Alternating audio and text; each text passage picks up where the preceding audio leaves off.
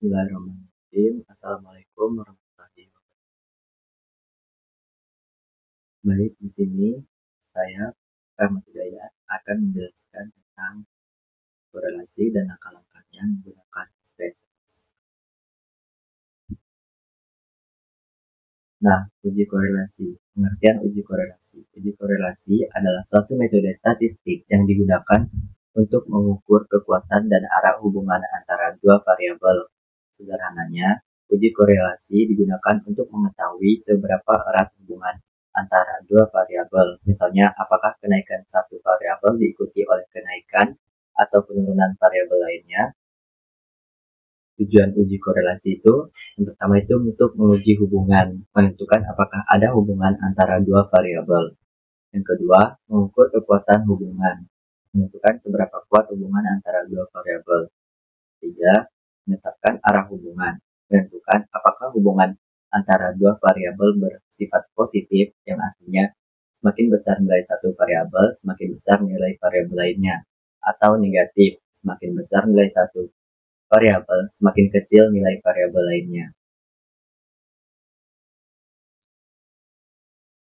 Nah, di sini saya ambil dari uji korelasi skripsi yang berjudul Hubungan Minat Belajar dengan Hasil Belajar Fisika Peserta Didik selama Pembelajaran Daring di MAN 6 Aceh Besar. Rumusan masalahnya, adakah hubungan yang positif dan signifikan antara minat belajar dengan hasil belajar fisika peserta didik selama pembelajaran daring di MAN 6 Aceh Besar? Tujuan penelitiannya untuk mengetahui hubungan minat belajar dengan hasil belajar fisika peserta didik selama pembelajaran daring di MAN 6 Aceh Besar. Hipotesis penelitian. Hipotesis dan penelitian ini adalah terdapatnya hubungan yang positif dan signifikan antara minat belajar dengan hasil belajar fisika peserta didik selama pembelajaran daring di MAN 6 Aceh. Nah, teknik pengolahan datanya itu, pengolahan data adalah suatu proses memperoleh ringkasan ataupun angka ringkasan dengan menggunakan cara-cara atau rumus tertentu. Adapun langkah-langkah pengolahan datanya sebagai berikut. Yang pertama itu ada uji normalitas data. Yang kedua itu ada uji homogenitas data. Tetapi uji homogenitas pada skripsi kali ini tidak dilakukan dikarenakan varian data itu satu kelompok. Yang kedua, uji hipotesis, yaitu uji korelasi. Dalam penelitian ini, untuk teknik korelasi yang digunakan adalah correlation percent product moment, ketika itu merupakan yang parametrik ketika data berdistribusi normal. Selanjutnya, kita akan mencoba menguji hipotesisnya menggunakan SPSS.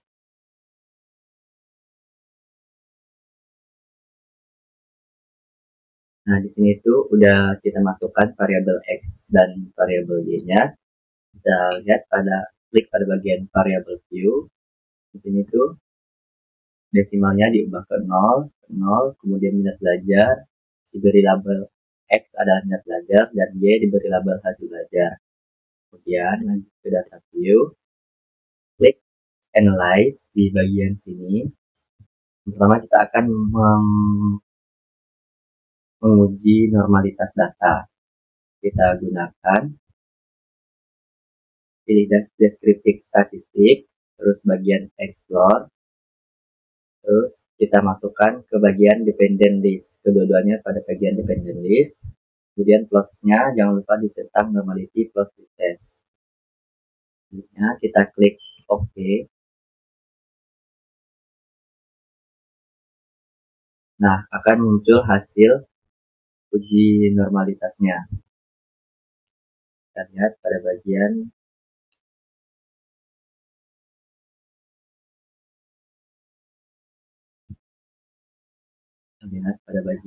di lihat signifikansinya di bagian sini. Karena data yang kita gunakan berjumlah 76 sampel, maka kita menggunakan Kolmogorov-Smirnov, yang artinya sampelnya itu lebih dari 50. Kalau kurang dari 50 kita gunakan Shapiro-Wilk. Nah, signifikansinya itu 0,00200 dan untuk hasil belajar itu 0,032. Artinya, kedua data tersebut kurang dari signifikansinya yaitu 0,05 yang telah kita tentukan. Jadi data ini tidak berdistribusi normal. Nah, ketika data tidak berdistribusi normal, maka yang dapat kita lakukan untuk selanjutnya adalah non-parametric test. Tidak dapat dilakukan parametric test karena syarat parametric test adalah data berdistribusi normal.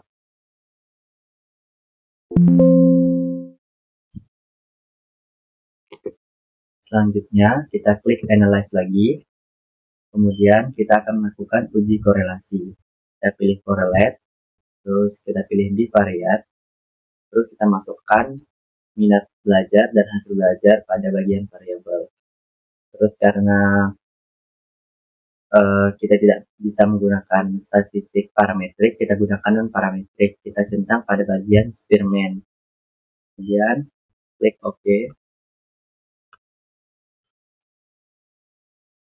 Nah, selanjutnya ini akan muncul. Nah, koefisien correlation untuk minat belajar itu hasilnya 1, dan koefisien korelasi buat hasil belajar itu juga 1. Yang artinya koefisiennya itu sangat kuat. Kita lihat signifikansi detailnya. Untuk hasil belajar itu 0,539, dan untuk hasil belajar itu 0,539. Kemudian untuk melihat apakah terdapat hubungan ataukah tidak terdapat hubungan, kita lihat pada R-tabel.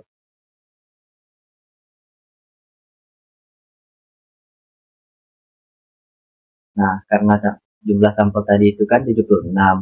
Untuk melihat R-tabelnya itu 76 dikurang 2. Terus di atasnya itu ada bagian signifikansi 74. 76 dikurang 2 itu 74.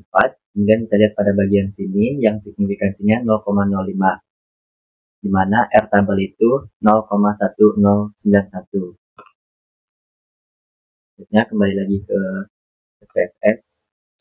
Tadi kan hasilnya kan hasil R hitungnya itu kan 0,539, sedangkan R tabelnya itu 0,1091, di mana R hitung lebih besar daripada R tabel, sehingga terdapat pengaruh yang signifikan, terdapat hubungan yang signifikan antara minat belajar dan hasil belajar.